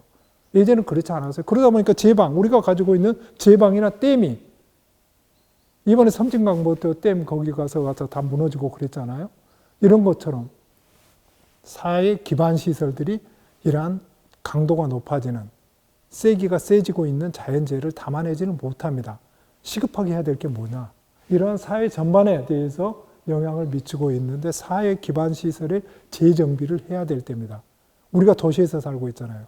도시 우리는 광주 같은 데는 영산강, 광주천, 풍영경천 뭐 이렇게 있는데 이런 데에 재정비가 돼야 된다라는 소리입니다. 그것도 시급하게. 왜냐하면 자연 기후변화는 우리가 생각하는 것보다 훨씬 빠르게 진행이 되고 있고 해년마다 그 기록은 갱신이 되고 있기 때문이에요.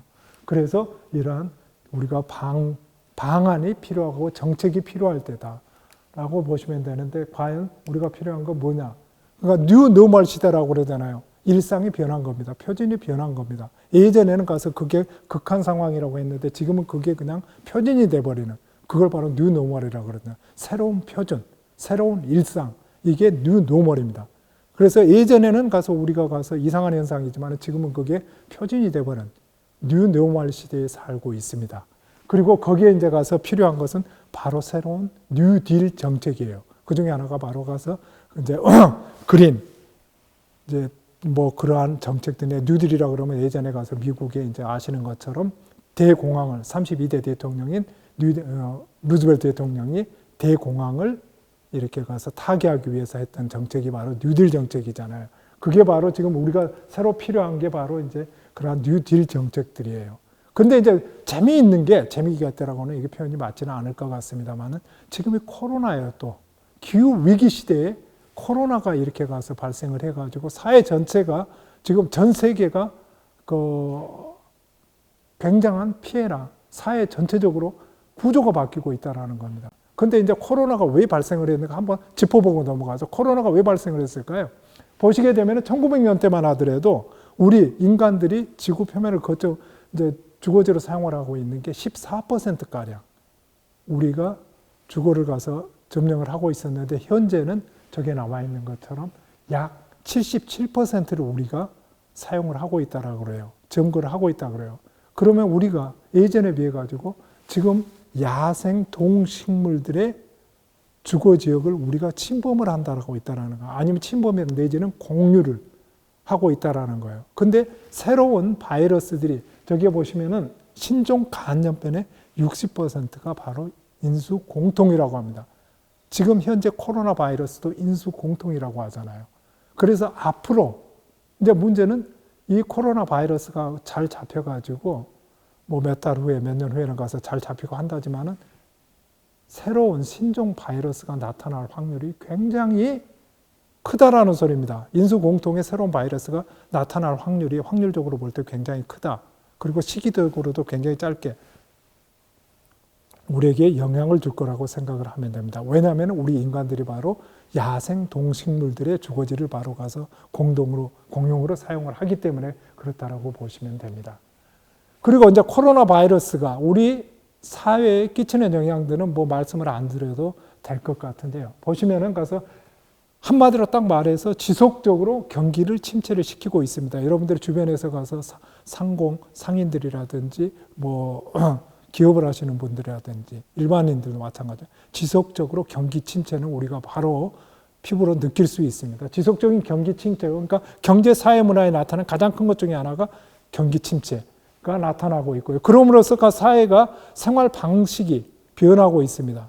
우리가 언택트경제라고 이제 그런 얘기들 하는데 뭐 지금은 가서 재택근무 들어가서 많이들 하고 있고 재택근무라든지 회의 같은 것도 만나지 않고 화상회 온라인을 통한 화상회의라든지 뭐 교육 자체도 대학도 지금 가서 이렇게 문을 닫고 이렇게 온라인으로 수업을 하고 있잖아요. 그러한 이제 온라인 교육 체제라든지 이렇게 비대면으로 하는 사회가 그냥 바뀌고 있는 겁니다. 그래서 이러한 비대면 사회로 변하고 있고 기후 변화 플러스 코로나 때문에 그래서 이러한 이제 사회가 변하고 있다라고 보시면 될 것 같고요. 전 세계적으로 볼 때도 우리가 세계적으로는 가서 이렇게 지금까지 세계가 돌아가는 시스템은 우리나라 같은 경우는 아까 말씀드렸듯이 에너지 같은 것은 거의 전량 수입을 해다 쓰고 있고 우리나라는 자급자족률이 식량의 자급자족률 같은 경우는 약 20%밖에 되지 않습니다. 식량 같은 것도 외국에서 수입을 해다가 먹고 사는 나라고 에너지도 수입을 해다가 생산을 하는 나라란 말이에요. 근데 이걸 가서 글로벌 밸류 체인이라 그래요. 수출입을 한다거나 이렇게 가서 다른 나라들하고 관계들을 이렇게 식으로 가서 엮어왔는데 코로나 사태가 발생을 하면서 오지도 가지도 못합니다. 그러면서 각국이 각자 도생이에요. 이제는 이제 각국이 알아서 먹고 살아야 되는데 우리나라 같은 데는 큰일 났습니다. 조금 전에 봤듯이 에너지 수입해야지, 식량도 수입해야지, 각국이 다 문 닫고 있지. 이게 바로 지금 현실이에요. 이 현실을 타개를 해야 되는 게 바로 현재 우리의 과제입니다. 그래서 이 글로벌 밸류 체인이 바뀌고 있고 각국들은 각자 도생의 길을 이렇게 추구를 하고 있다라고 보시면 되고요. 코로나 이후에는 그러면은 코로나가 끝난다라고 해도 코로나 이전 사태로 우리가 돌아갈 수 있는가? 절대로 그렇지 않다라는 소리입니다. 그래서 홈이라고 이렇게 가서 이제 코로나 이후에 나타날 사회를 갖다가 이렇게 보시는 건데요.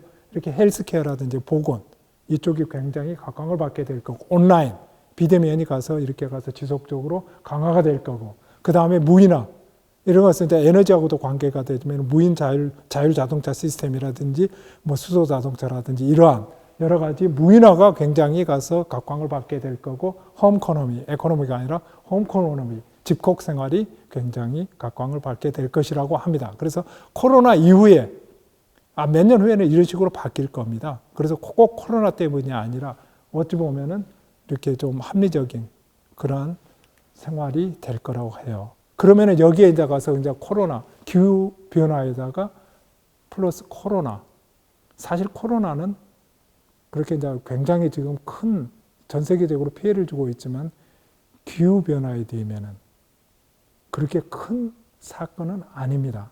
사실은 우리가 보지를 못했을 뿐이지 기후변화는 큰 쓰나미라고 보면은 그냥 갖다 이렇게 코로나 사태 같은 것은 그냥 하나의 하천이 범람하는 그 정도라고 보시면 돼요. 지금 뒤에 있는 것은 바로 기후변화입니다. 이 기후변화로 인해 가지고 모든 게 바뀌는 거예요.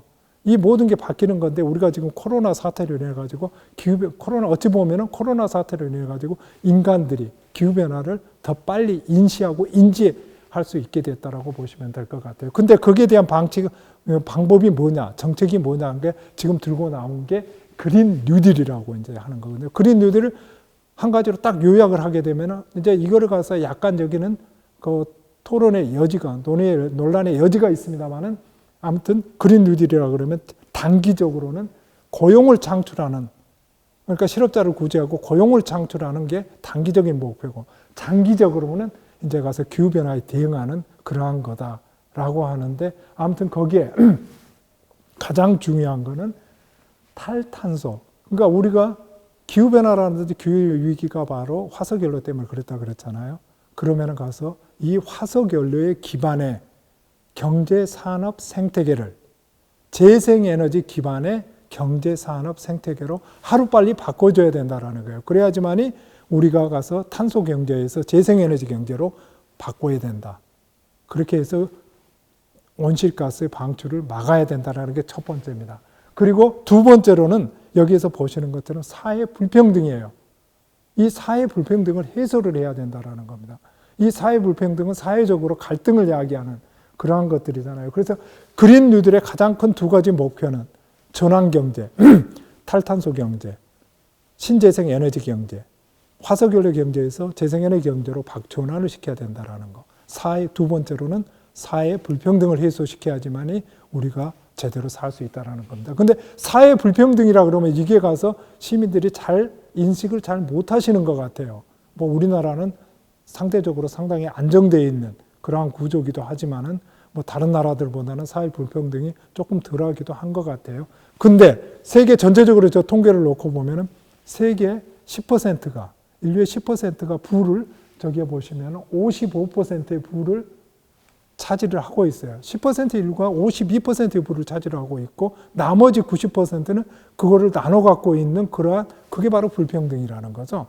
그리고 더군다나 이제 우리가 기후 변화를 얘기를 하고 있으니까 온실가스 배출량을 보자고요. 전 세계 부자 10%가 온실가스 방출의 49%를 야기를 하고 있는 거예요. 나머지 90%는 사실 온실가스 방출을 하지를 않고 있는 거예요. 그러는데 피해를 누가 봅니까? 그 피해를 가서 고스란히 나는 가서 그러니까 예를 들어서 저기 아프리카라든지 뭐 그런데 자연적인 그런 나라들, 공장도 없는 나라들, 그 나라 국민들, 아프리카에 아까 뭐 거기 킬리만자로에 눈이 녹아가지고 뭐 먹을 물도 없어지고 뭐 농업용수도 없어지고 그 나라에 가보면 공장 별로 없어요. 거기서 온실가스 방출을 안 해요.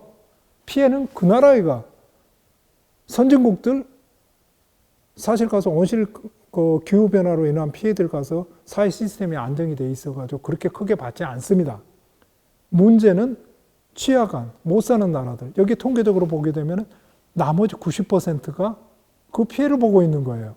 그게 바로 사회 불평등입니다. 형평성이 고려가 되어 있지 않는 거예요. 그래서 이러한 사회 불평등을 해소를 해야 되겠다라고 나오는 게 우리나라 같은 경우에는 한국판 뉴딜이라고 이제 대통령께서 정부에서 이거 발표를 했잖아요. 한국판 뉴딜이라는 게 뭐냐? 디지털 뉴딜에다가 조금 전에 말씀드렸던 그린 뉴딜을 합쳐가지고 우리가 그 지속적인 성장을 해보자라고 하는 겁니다. 그래서 그린 디지털 뉴딜이라고 하면 사회 전체적으로 4차 산업에 기반을 둔 그런 디지털 경제 인프라를 구축을 하자라는 거예요. 그 다음에 사회 기반 시설이라든지 이런 것들도 사물 인터넷 기반의 IoT 기반의 그러한 사회 기반 시설들을 구축하자는 게 디지털 뉴딜이라고 보시면 될 것 같고요. 그린 뉴딜은 조금 전에 설명을 드렸던 것처럼 기후 위기에 우리가 대응할 수 있는 그러한 전환 경제를 이렇게 창출하면서 우리가 기후 변화에 대응을 하자라는 게 한국판 뉴딜이라고 보시면 되고 한국판 뉴딜은 디지털 뉴딜 플러스 그린 뉴딜이라고 보시면 될 것 같습니다. 그러면은 우리가 이제 가장 중요한 이 강의의 가장 중요한 마지막에 와 있는 것 같습니다.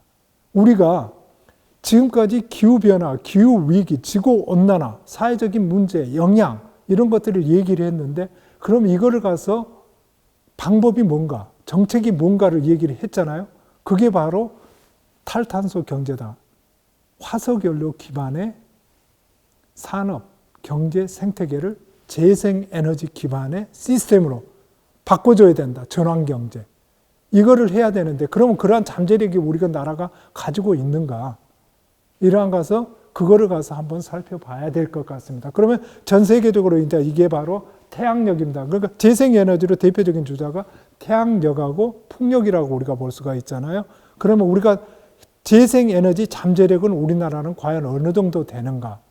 그걸 한번 알아보도록 하겠습니다. 전 세계적으로 보게 되면 태양력을 사용할 수 있는 좋은 그런 구조를 가지고 있는 나라들이 바로 이러한 나라들이라고 보시면 됩니다. 빨갛게 되어 있는 나라들. 여기가 보게 되면 이렇게 평방 메타당 이제 생산할 수 있는 이렇게 전기량을 보게 되면 7.5 와트 퍼 스퀘어미터 정도 이렇게 가서 되는 나라들이 이쪽에 적도 지역에 있는 나라들이에요. 우리나라 같은 경우는 이제 여기에 우리나라가 여기에 있는데 약간 노란색 정도가 여기 있잖아요. 조금 더 상세하게 보게 되면 우리나라 같은 데는 전반적으로 태양력을 사용할 수 있는 굉장히 좋은 구조예요. 그러니까 태양력을, 그러니까 솔라 에너지가 우리나라에서 쓰고도 남을 만큼 충분하게 그러한 자연 조건을 가지고 있는 잠재력이 있는 나라라고 보시면 됩니다. 그러면은 바람 에너지는 과연 어떤가? 풍력 에너지는 어떤가를 보면 전 세계적으로 이러한 구조를 가지고 있는데 우리나라 같은 경우를 보면 삼면이 바다잖아요. 이렇게 풍력 에너지는 더 좋은 조건을 가지고 있습니다. 바닷가에는 바람을 가서 막을 만한 그러한 방해물이 없지 않습니까? 그러면서 이렇게 풍력 에너지를 잠재력은 굉장히 좋은 편이라고 보시면 될 것 같습니다. 그래서 우리나라 같은 경우에는 하루빨리 이제 가장 문제가 여기에서 제가 한 가지 딱 말씀을 안 드린 게 뭐냐면 우리가 화석연료 기반의 그러한 산업 생태계에서 재생에너지 기반의 생태계로 이렇게 바꾸려고 그러면은 여기에서 이제 문제가 생기는 게 바로 한국판 그린 뉴딜이 뭐냐면은 바로 디지털 4차 산업혁명 기술에 기반을 둔 이렇게 전환 경제란 말이에요. 근데 문제는 우리가 가지고 있는, 우리나라는 2차 산업혁명을 성공적으로 이끌어내서 우리가 지금 현재 잘 살고 있는 나라예요. 2차 산업이라면 뭡니까? 중화학공업이라든지 석유산업공업들이에요. 화석연료를 기반으로 한 그러한 경제에 우리가 기본을 두고 성장을 해온 나라란 말입니다. 우리나라의 경제 구조는 화석연료 기반이라고 말씀을 드려야 될 것 같아요. 그리고 그러면 그 경제를 화석연료 기반을 재생에너지 기반으로 바꾸려고 그러면 전체 우리나라의 시스템이 바뀌어야 돼요. 이게 문제입니다. 이게 화석연료 기반의 경제 기조를 바꾸려고 그러면 여기에서 이제 우리가 화석연료 좌초자산이라는 단어를 쓰잖아요. 그래서 화석연료 좌초자산이 우리나라가 전 세계에서 가장 많은 나라 중에 하나라고 합니다. 이 화석연료 좌초자산이 발생을 하게 되고 그 다음에 한국판 뉴딜로 인해 가지고 재생에너지 경제 기반으로 전환이 되게 될 때 여기에서 새로운 재생에너지 기반의 산업 생태계를 우리가 이루게 되면 굉장히 많은 새로운 일자리가 창출이 됩니다. 굉장히 많은 일자리가 창출이 되는데 반대로 우리가 화석연료 기반의 경제 시스템을 이제 가서 전환을 시킬 때 여기에 엄청나게 많은 실업자가 발생을 해요. 이 실업 구조가 문제입니다. 정책적으로 우리가 이거는 가서 그러니까 소프트 랜딩이 돼야 되는데 여기에서 발생하는 실업을 어떤 식으로 이쪽으로 바로 재교육을 시켜야 되느냐. 아니면은 이제 그게 굉장히 큰 문제고 우리가 같이 고민을 해봐야 될 문제라고 생각을 합니다. 여기에서 종사했던 그 근로자들이라든지 이러한 인력이 바로 4차 산업혁명 기술에 기반을 둔 재생에너지 구조의 시스템으로 넘어갈 수 바로 있느냐. 그게 아닐 것 같아요. 그래서 제가 주장을 하는 것은 바로 그게 바로 사회 기반 시설들, 그 사회 기반 시설들을 재정비를 할 때 여기에서 발생하는 실업자들을 이쪽으로 우리가 가서 활용을 할 수가 있단 말이에요. 그리고 이제 우리 광주 같은 경우에는 에너지 구조에 관련해 가지고 보시게 되면 광주에는 약 150만 명의 인구가 살고 있고 여기에 건물들을 보게 되면 약 14만 동이 있습니다. 14만 동의 건물들을 가지고 있고 여기에 4만 6천 동 정도가 30년 이상 된 노후 건물이라고 그래요. 노후 건물이라고 그러면 에너지를 잡아먹는 구조예요. 이 건물들을 가서 우리가 이제 표현하기는 그린 리모델링이라고 하는데 이렇게 에너지 제로 빌딩으로 리모델링을 하는 그러한 사업들을 하루빨리 일으키고 그 다음에 사회 기반 시설들을 재정비하는 사업들을 일으키고 해서 실업을 구제를 하고 새로운 일자리를 창출하는 그러한 정책을 펴야 될 것 같습니다. 그래서 이게 제 마지막 슬라이드였습니다. 장시간 동안 이렇게 경청해 주셔서 감사합니다. 이것으로 제 강의를 마치도록 하겠습니다. 감사합니다.